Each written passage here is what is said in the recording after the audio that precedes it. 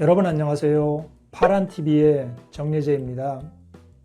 오늘은 교원더오름의 공정거래위원회 자료를 살펴보겠습니다. 교원더오름은 빨간 펜으로 유명한 교육문화기업인 주식회사 교원의 계열사입니다. 2017년에 창립하였고요. 같은 해 다단계 판매업체로 등록하였습니다. 지난해 말 베트남 현지 사업권을 취득하고 베트남 시장 진출을 준비 중에 있고요. 교원더오름이 판매하고 있는 제품으로는 화장품, 생활용품, 건강기능식품 등이 있습니다. 교원더오름의 보상구조는 바이너리 방식입니다. 먼저 교원더오름의 2019년 공정거래위원회 자료부터 살펴보겠습니다. 교원더오름의 2019년 연간 매출액은 468억 원으로 130개 회사 중 19위를 차지했습니다.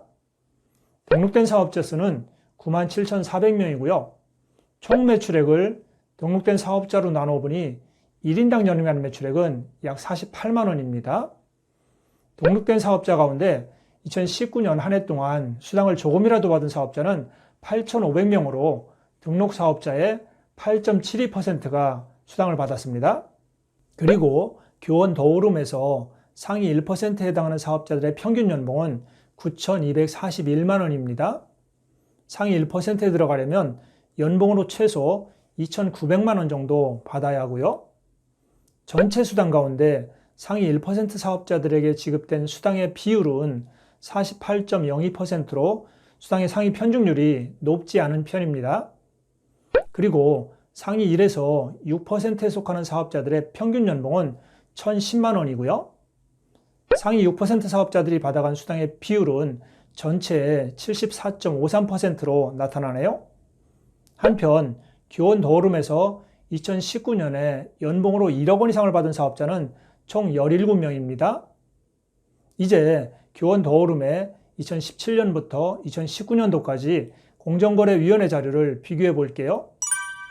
아직 역사가 길지 않아 좀 더 지켜봐야 하겠지만 지난 3년간의 자료만으로도 교원더오름의 마케팅 방향을 어느 정도는 읽을 수 있습니다. 지난 3년간 교원더오름은 아주 빠르게 성장해 왔습니다.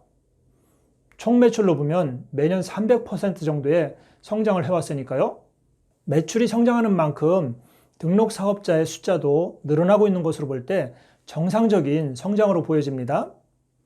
수당받은 판매원의 비율, 상위 사업자들의 연봉, 그리고 수당의 상위 편중률이 일정한 방향을 유지하고 있는 것으로 볼 때 교원더오름의 마케팅에 큰 변화가 없는 것으로 보입니다. 상위 사업자들의 평균 연봉과 수당의 상위 편중률이 조금씩 높아지고 있는 것은 회사가 성장하면서 나타나는 일반적인 모습이라고 보시면 됩니다. 이제 교원더오름의 자료를 업계 전체와 그리고 상위 8개 회사와 비교해 보겠습니다. 교원더오름의 사업자 1인당 연간 매출액은 업계나 상위 8개 회사의 평균보다 매우 작게 나타납니다. 그러나 이것은 사업자들의 매출이 정말로 적다라기보다는 등록된 사업자 가운데 실질적인 사업자의 숫자가 적어서 나타나는 현상으로 보입니다. 실제로 수당받은 사업자의 비율이 8.7%로 업계나 상위 8개 회사의 평균에 비해 매우 작은 것으로 볼 때 허수의 사업자나 수당을 받지 못하는 소비자가 많다는 것을 알 수 있습니다. 상위 사업자들의 평균 연봉은 업계 평균보다는 많이 크지만 상위 8개 회사의 평균과는 비슷한 수준입니다.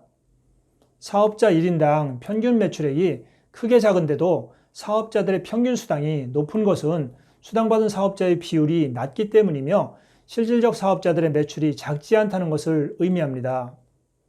수당의 상위 편중률은 업계와 상위 8개 회사보다 낮은 상태입니다.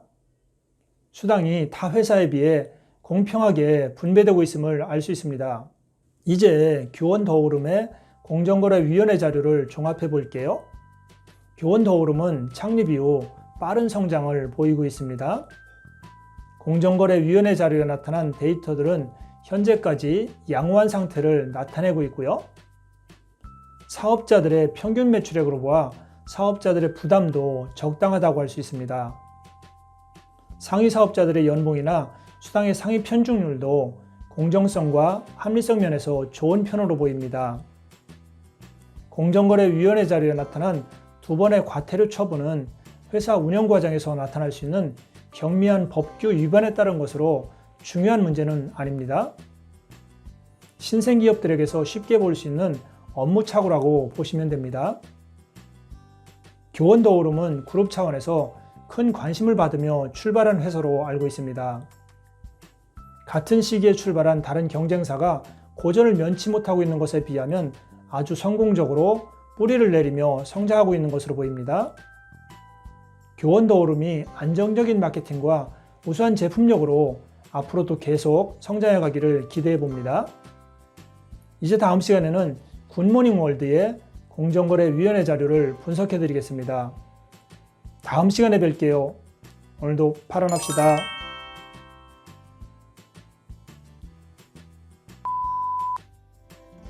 또 하라고 구독과 좋아요, 알림, 댓글 됐습니까? 여러분 부탁드립니다.